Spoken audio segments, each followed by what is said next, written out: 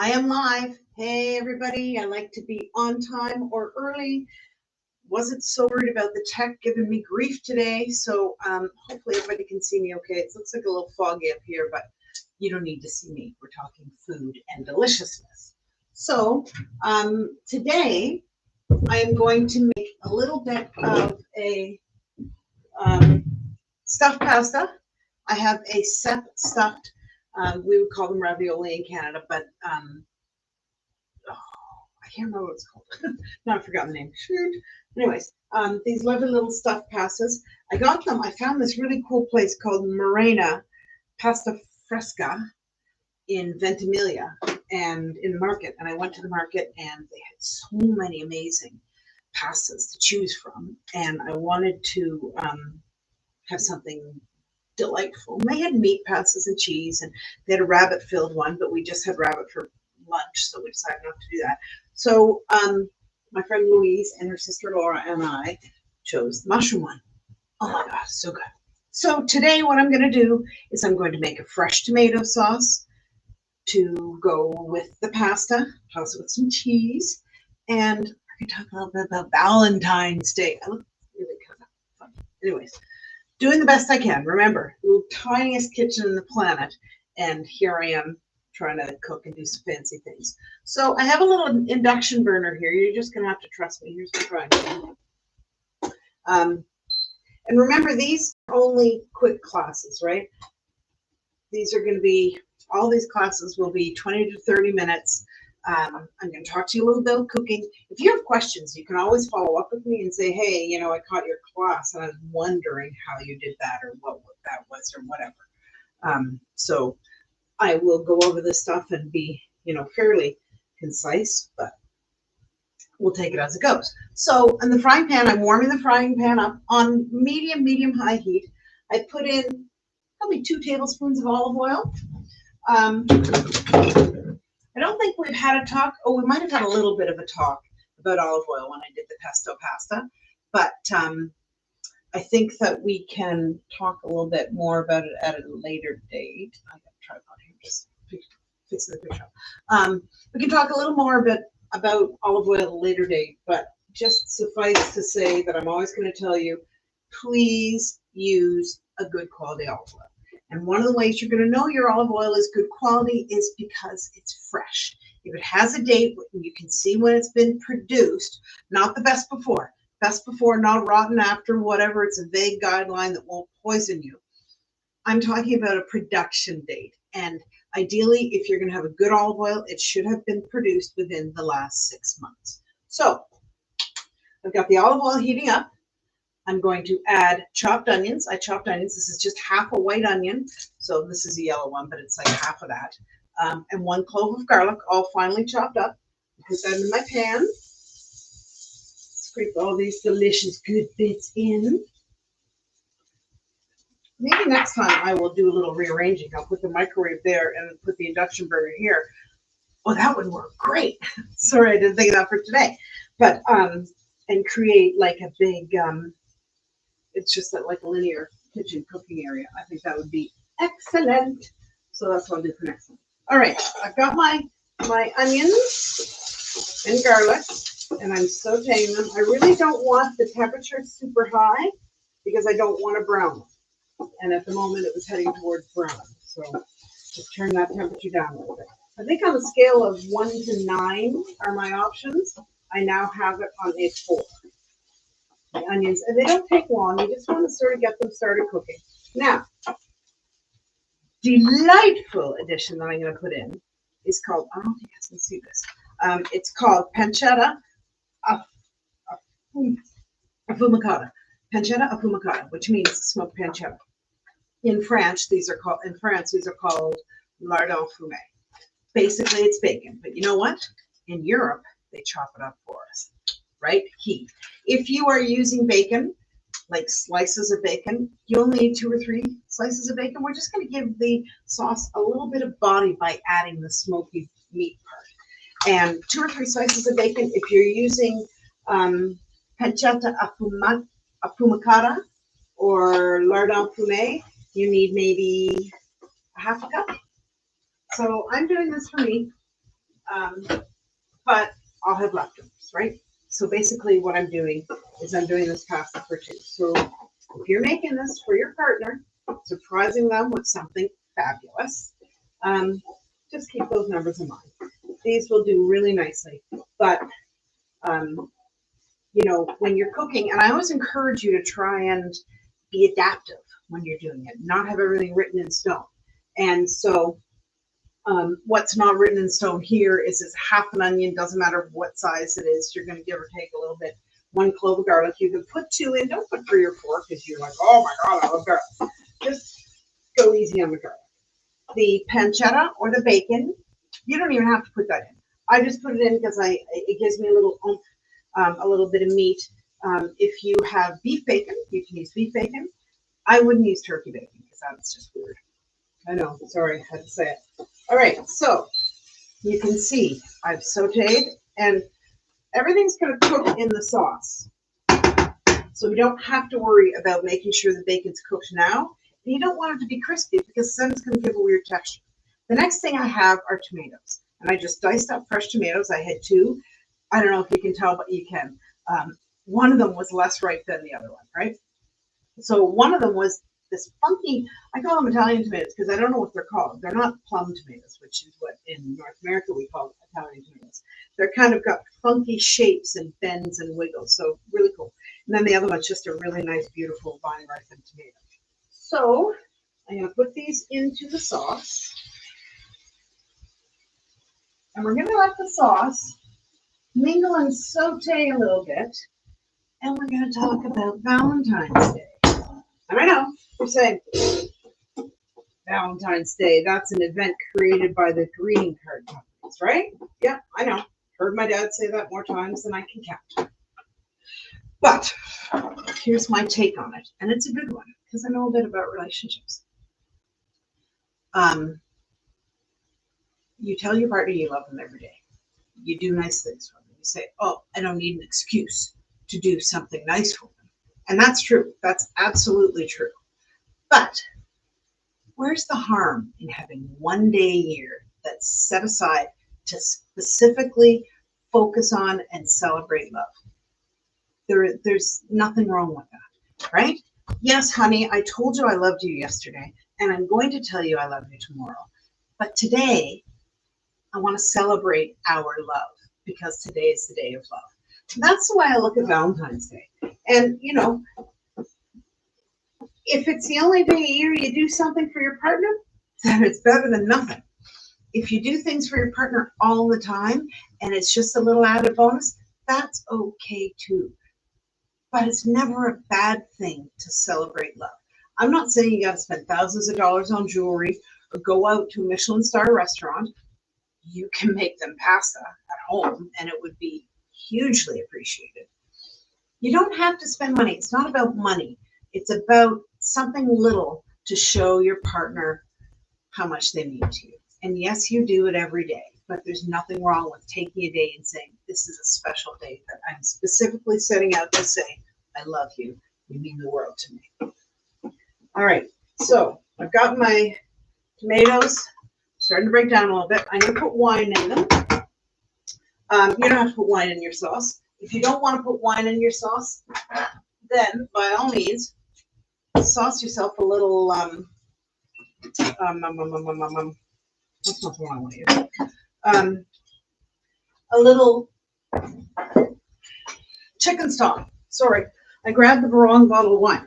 I want to use this wine because this is a regional wine from here, from a little town called Dolcious, which is not far from us. And it is, yeah, it's a Rosese. That's what I thought. So we are in the Liguria area of Italy, very close to the French border. And there is a wine that is indigenous to this region called Rosese, and it's very, very nice. So here's the thing. If I had white wine, if I had a bottle of white, bottle of red, and bottle of rosé open, I would use the white. If I have a bottle of rosé and a bottle of red, I'm choosing to use the red. The rosé would be fine, Rosé is just basically a pretty colored white wine. But red gives it a little body. It's going to give it a little oomph that will make your sauce extra delightful. Now, this gets a little bit dicey. With only one burner. So I've got to get the sauce cooked, and then I have to cook the pasta. So I'll take the sauce off, cook the pasta, come back. Try the wine. Now, here's what a little birdie told me when I was at school in France. I can turn this around so you can see it. When I was at school in France, a little birdie told me, if you use shit wine to make your dish, you make a shit dish. So don't cook with shit wine. Use a decent wine. And not that I'm a huge wine connoisseur, but I know what I like.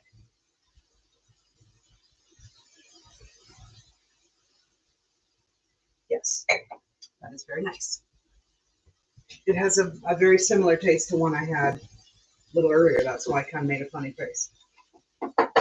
So that's interesting. Okay, I'm going to pour this in. I'm going to put about a half a cup.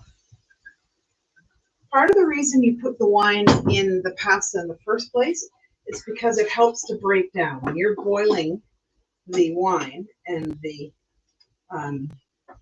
tomatoes and the onions and the bacon and whatnot, when you're boiling it, it helps the tomatoes to break down so they get soft and they make a really nice sauce. Just a little squirt because I will have a little glass of that with my pasta when I eat it. Take the cork off. So that's simmering away. I've got my pot ready. So when you're making your tomato sauce, the idea of cooking it, you want to simmer it for a while. When it breaks down, it releases the sugars and it sort of simmers off any sort of tartness or bitterness, acidity from the tomatoes. So if you find it's a little acidic, you can absolutely add, a teaspoon of sugar, but cooking it in the wine after sauteing, the onions and garlic, that should be all you need to get rid of that little bit of acidity that you might find with it. So that's sauteing. I'm going to put a little salt and pepper in it. And I'm going to put some, I was going to say herbs de Provence, but I think that might be a crime against humanity. But put herbs de Provence in an Italian or pasta. Well, I didn't quite like herbs de Provence, but I'm going to put a wee bit of oregano. Not a lot, because I don't want it to be the overwhelming flavor. So maybe half a teaspoon of oregano. By the way, if you're ever watching this and you are not writing down the ingredients, feel free to message me and ask me to send you the ingredients, or start and stop. Do that too. Okay. Remember what I said about salt. Don't shake it into your sauce. Put it in your hand so you know how much you're putting in. You want about a half a teaspoon. Don't need a lot. You're going to be putting cheese in it, a really good Parmigiano Reggiano or Pecorino, and they will add flavor. You don't need a ton of salt. Pepper, we're going to use a grinder. Yes, I know you can't tell how much pepper you're putting it in, but you can see it because it's black. And you want, probably you want half a teaspoon of pepper too, right? All right. So confident I'm going to put it away. World's Smallest Kitchen, next to no cupboard space.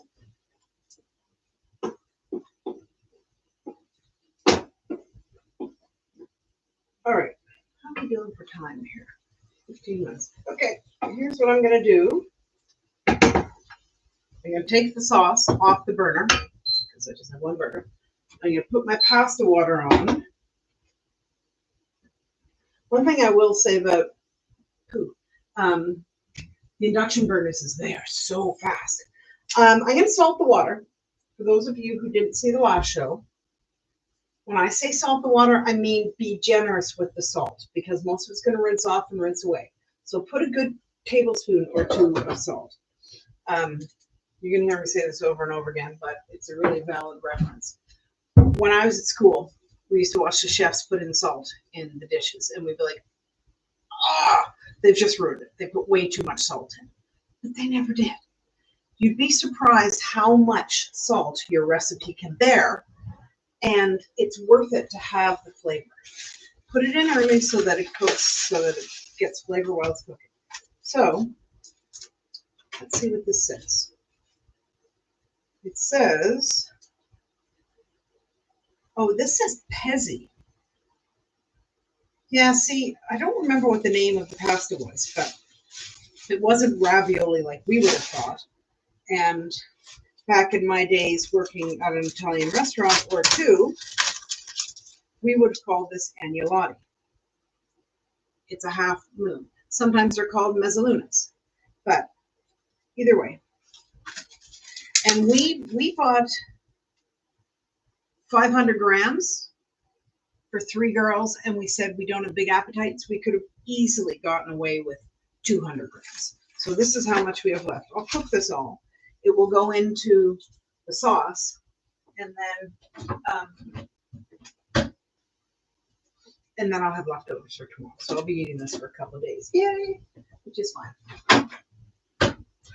So, but you can use any flavored pasta with the tomato sauce. The best part about a basic tomato sauce is that it's just that. It's basic. You can use it with so many different things. You can use it with a meat-filled pasta, a cheese-filled pasta, a spinach-filled pasta. It pretty much goes with anything. If you want to tart it up a little bit, which often I like to do as well, I'm just choosing not to today, put a dab of whipping cream. And that's full-fat whipping cream, like maybe 2 tablespoons to 1/4 of a cup, and boil it down, and then you get a beautiful rosé sauce. It's fantastic. So, while we wait for the water to boil, I must locate my new grater. Here it is. My new grater. It's so funny trying to cook in this kitchen. It's just minute.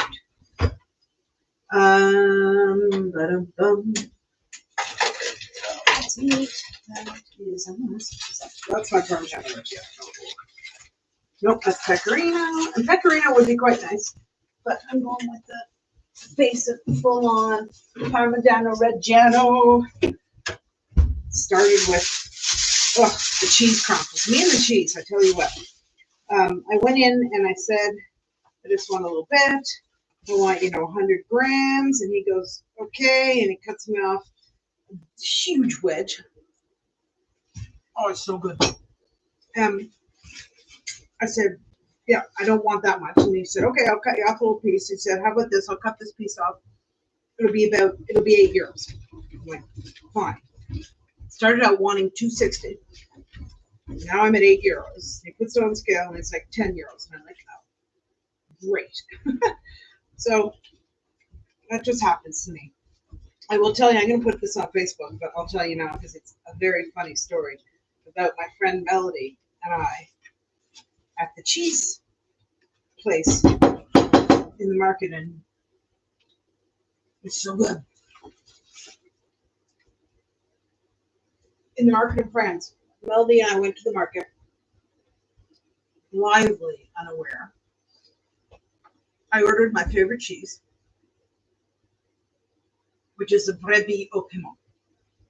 It's a sheep's cheese, sheep's milk cheese with peppers and slightly spicy, really hard texture, great flavor. So I said, and I've gotten them before, and it always irks me because it's like 12 euros, and it's more than I want to spend on a hunk of cheese, but whatever, I love it. I said, Mel, we got to get the brebis au piment. She goes, oh yeah, sure, whatever. So the guy, it's not my first time I've ordered brebis au piment. I swear to God, they know we're foreigners, right? Sometimes. He gets a piece off and he goes, how's that? And I'm like, that's fine. He puts it on the scale and he looks at us and he says, 75. And Melody and I are like, Melody speaks great French. I speak decent French. I looked at Melody. Melody looked at me and she goes, did he say 75 euros? And I'm like, yep. And we're looking at each other like, what the fuck? And the guy goes, he's standing there and he goes, in French, he goes, I take cards. And it's like, oh, man. We had no idea what the procedure etiquette was there. Can we say, no, you cut us a way too big of a piece? So anyway, so Melody gave her the credit card my water's boiling. I'm gonna dump the pasta in there just so you know. Oops, and splash myself. So yeah, we paid for the cheese, and then we went wine tasting and did various other things that day. And everywhere we went, we're like, "Did you lock the door? The cheese is in there." Because it was $75 worth of cheese. It was good cheese. I mean, it always is, right? I love Bradley au piment, but it was far more expensive than I anticipated. So when my Reggiano Parmigiano guy at the market in Ventimiglia this week said €9, in my head I'm going, well, I guess I got it off easily. It could have been 75. And then it was no, I'm not buying it. Anyway, so, and I learned my lesson, right? Order in weight. So I said I want 100 grams. That's how I know I want 100 grams because I don't want $75 worth of cheese. I